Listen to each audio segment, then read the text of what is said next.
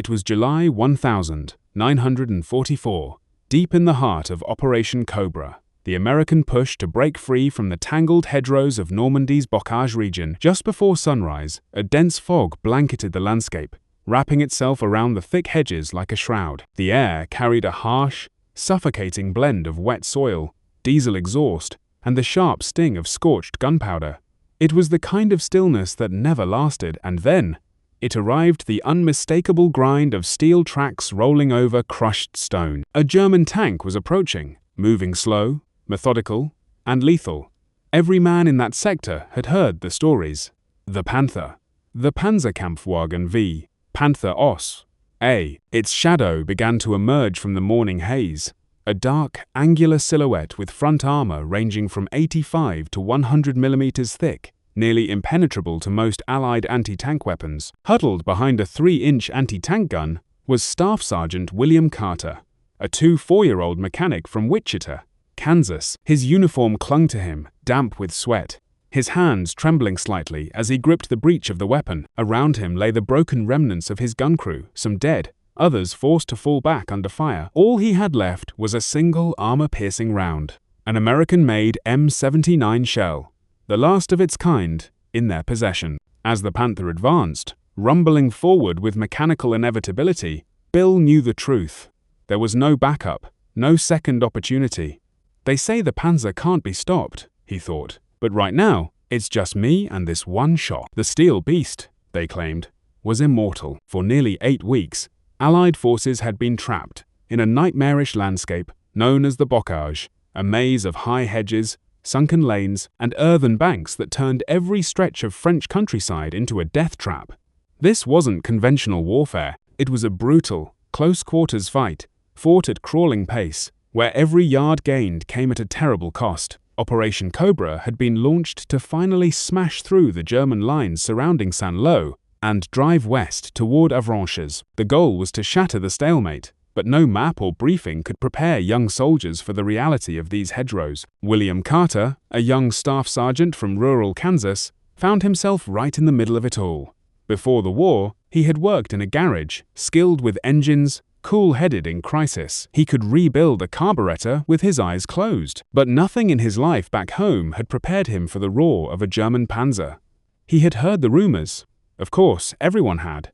Whispers passed from unit to unit like wildfire. If you hear the treads, you're already dead. Panthers don't back down. They just reposition for a better shot. Our Shermans can't even dent their armor. And sadly, much of it was accurate.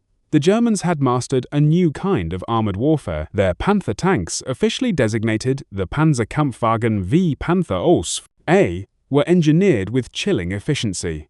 Weighing just over 45 tons, the Panther was faster and better armed than most Allied tanks.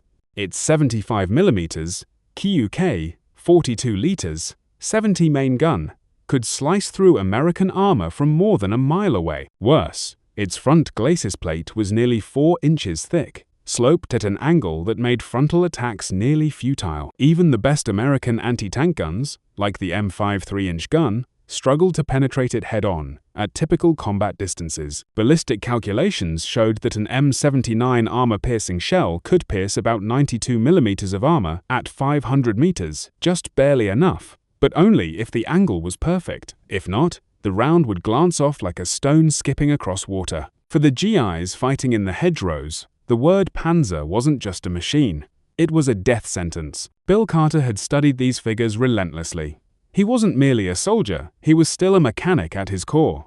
He understood machinery, tolerances, structural weaknesses, engine layouts. But all that knowledge meant nothing if you were caught in the open. The true enemy wasn't just the Panther, it was the terrain itself.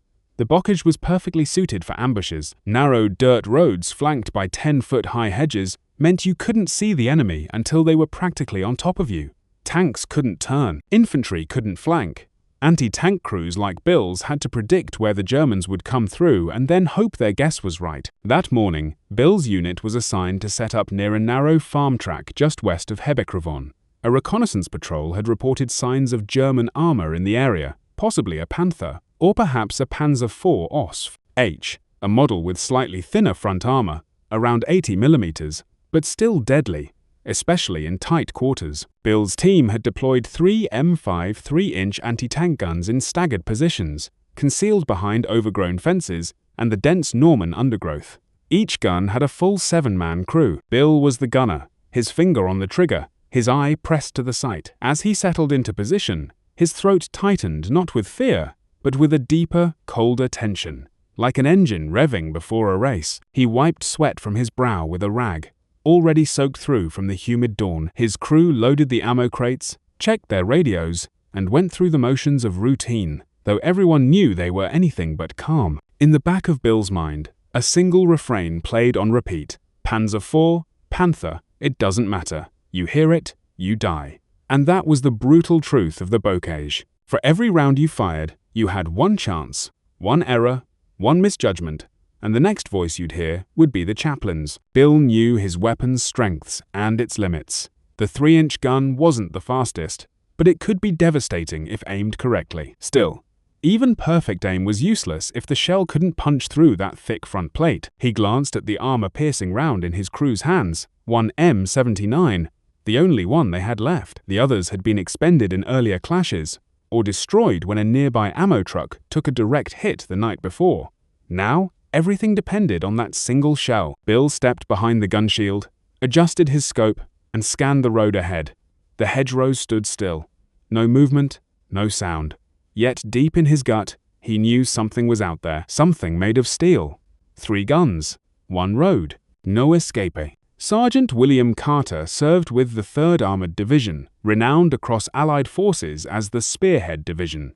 Their mission was straightforward: provide direct fire support to infantry units attempting to breach German defenses west of the town of Hebercrevon, just a few miles from Saint-Lô.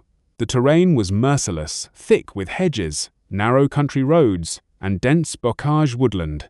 Ambushes lurked everywhere. German armor, particularly the feared Panthers and Panzer IVs, moved through the area like silent predators, striking without warning. That morning, Bill's anti-tank unit was ordered to establish a defensive line along a secondary road winding through the hedgerows. They were to position 3 M5 3-inch guns at staggered intervals, camouflaged among the brush and earth embankments. Each crew consisted of 7 men: the gunner, Bill, an assistant gunner, a loader, an ammo handler, a spotter, a radio operator, and a truck driver for the GMC transport that had hauled the gun into place. Bill's position was in the center, a choke point where the road curved, offering just enough visibility through a narrow gap in the hedge. The rest of the team worked quickly, unpacking shell crates, setting up communications, and digging in. The early morning sky was overcast, the light dim and gray, casting long shadows beneath the trees. Then, without warning, the first explosion. A German shell struck the first gun position down the line. Ammunition detonated. Flames erupted like a signal flare. The second gun barely had time to respond before it, too, was hit. Screams followed. Thick smoke rose into the air. Within moments, 2 of the 3 American anti-tank guns were silenced. Survivors from those teams either lay wounded or retreated toward the infantry lines. Only Bill's crew remained. The young sergeant stared through his scope, hands trembling slightly not from fear, but from the surge of adrenaline.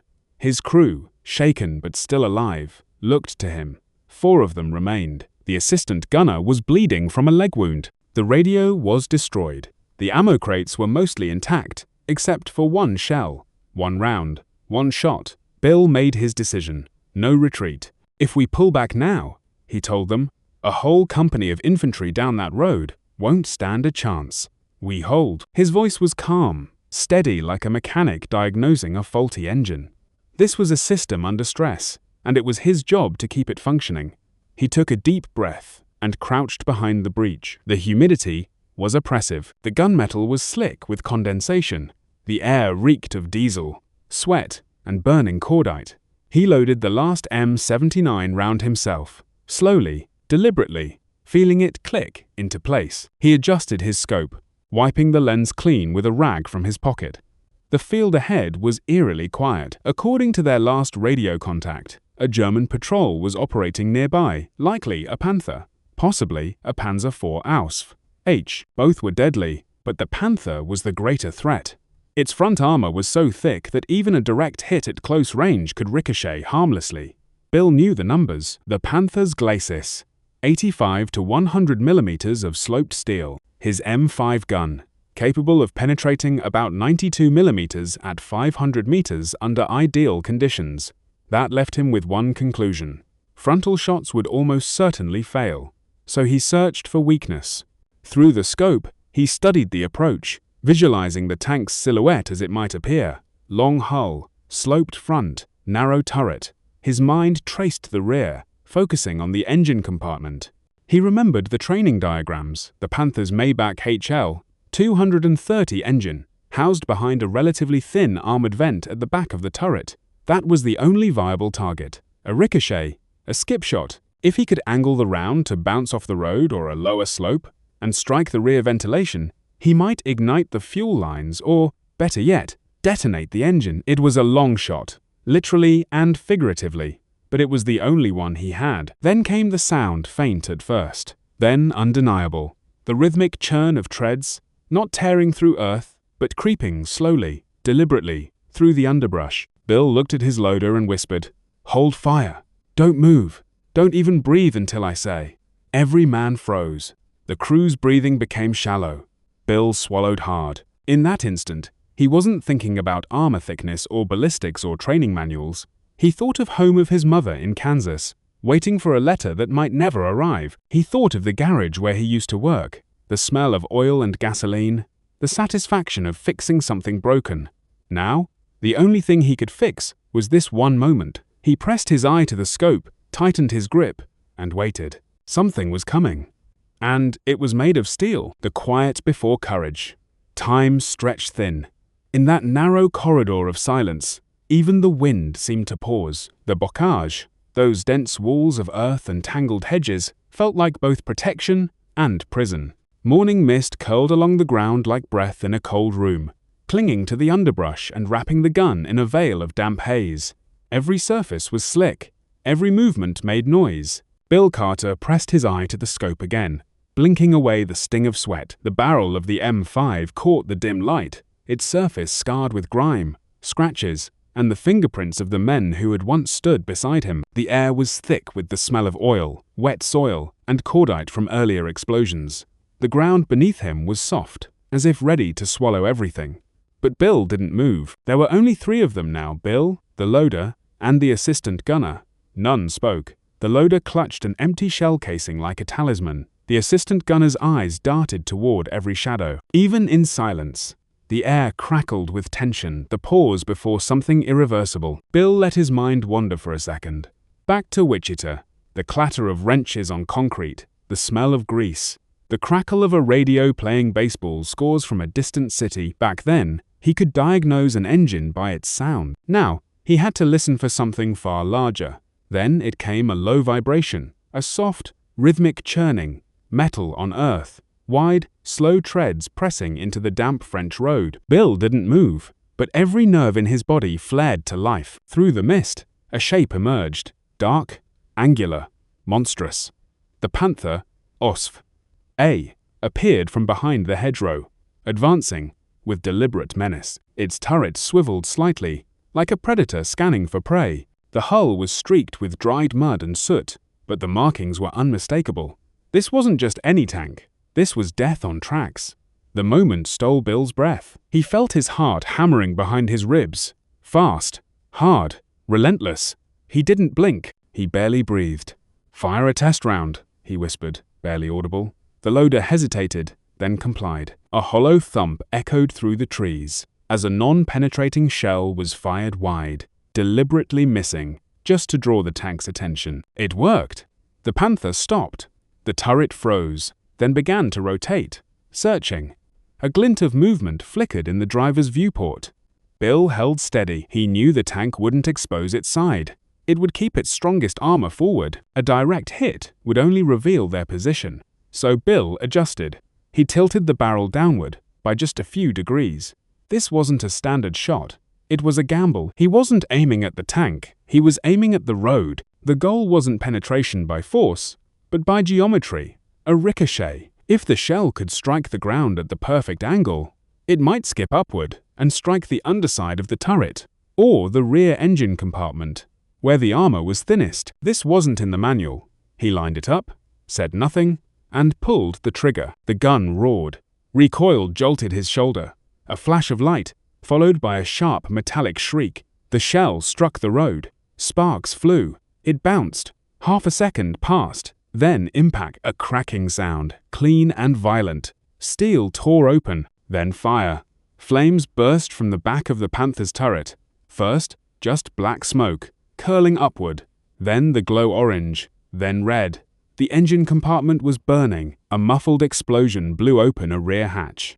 Fuel lines ignited. Ammunition cooked off.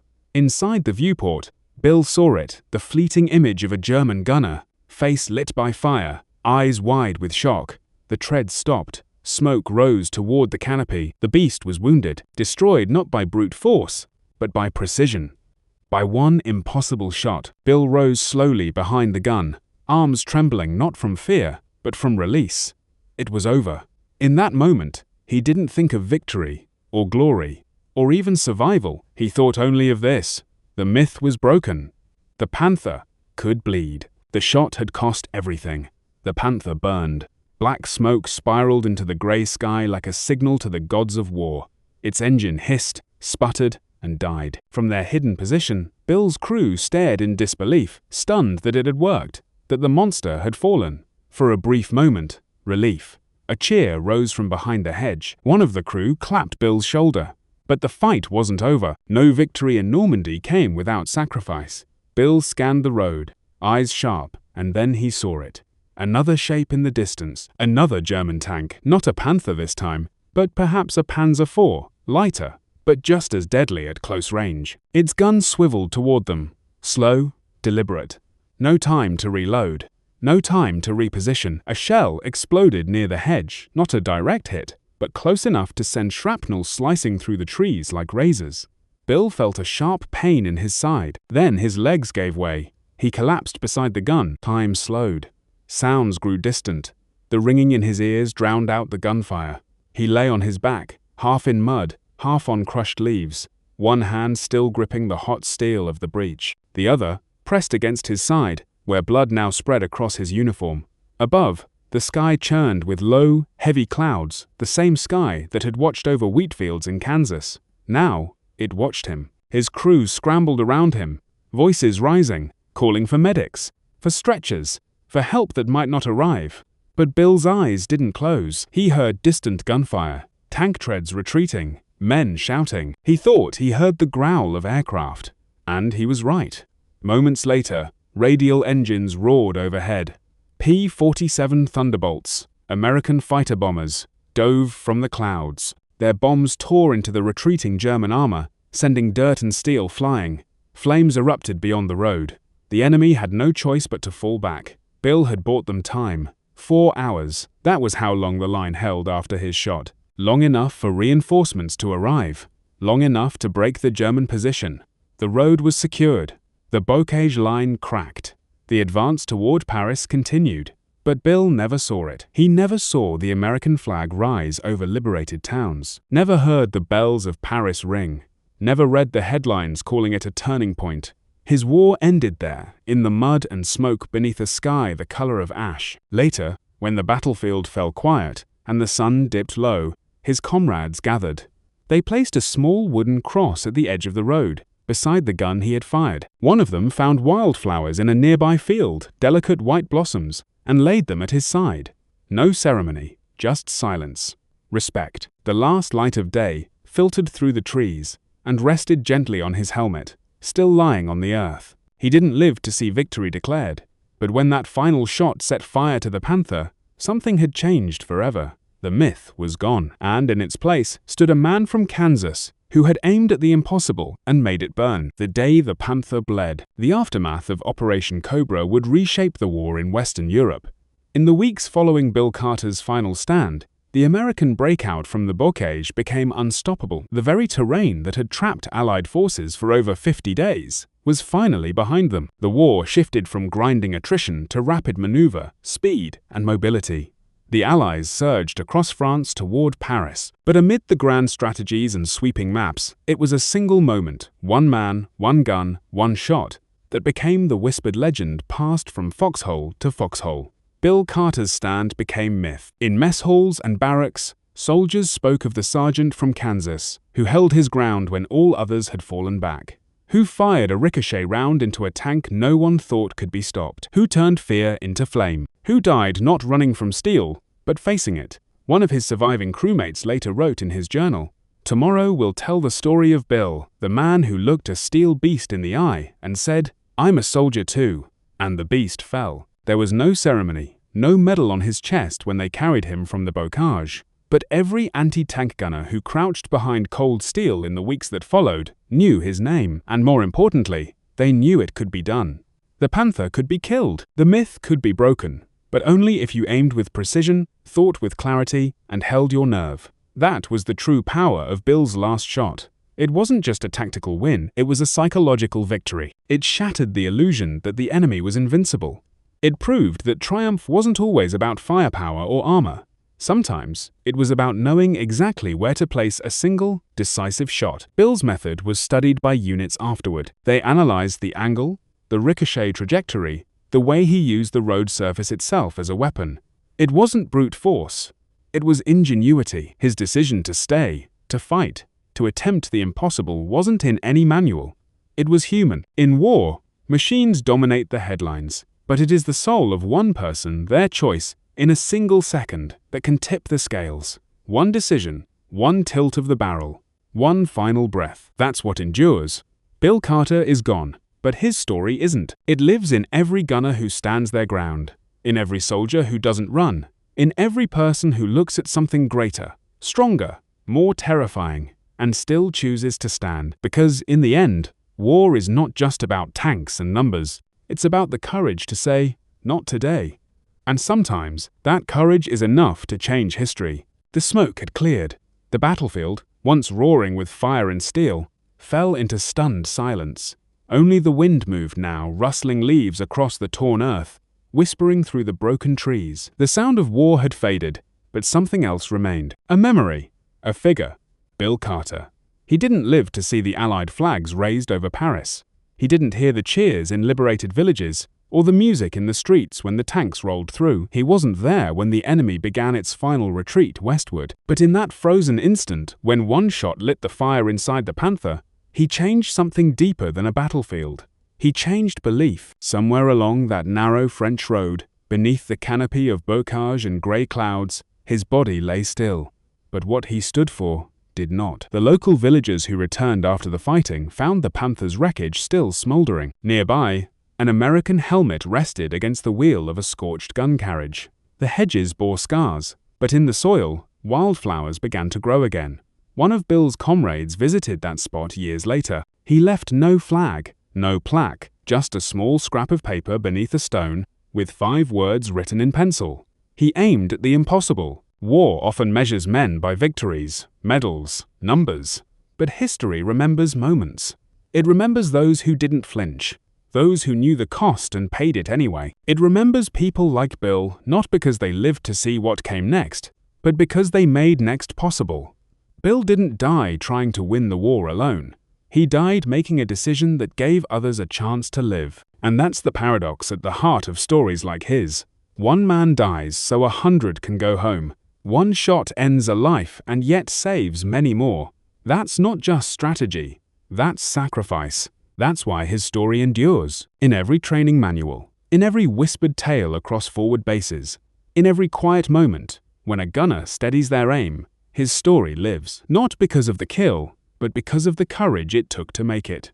Bill Carter never called himself a hero. He never expected to be remembered. He didn't fight for medals or monuments.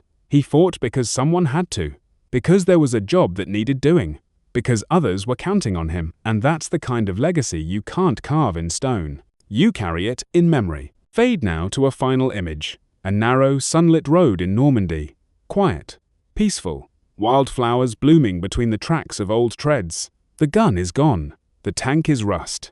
But the echoes remain. If you listen closely, you might still hear them. The distant click of a breech closing. A breath held. A final shot. A moment of impossible courage. And a legend born not of glory, but of choice. I've told hundreds of war stories of famous generals, decisive battles, maps drenched in fire and blood. But the ones I never forget are the quiet ones. The stories of men who weren't trying to make history, just trying to survive it. Bill Carter didn't seek medals. He wasn't chasing glory. He just saw a moment no one else could take, and he chose to stand. And maybe that's the true weight of history, not what we win, but what we're willing to risk for others. What would you have done in that moment? Do you believe one person can change the course of a battle? Let us know your thoughts in the comments below. What shocked you most? Comment below.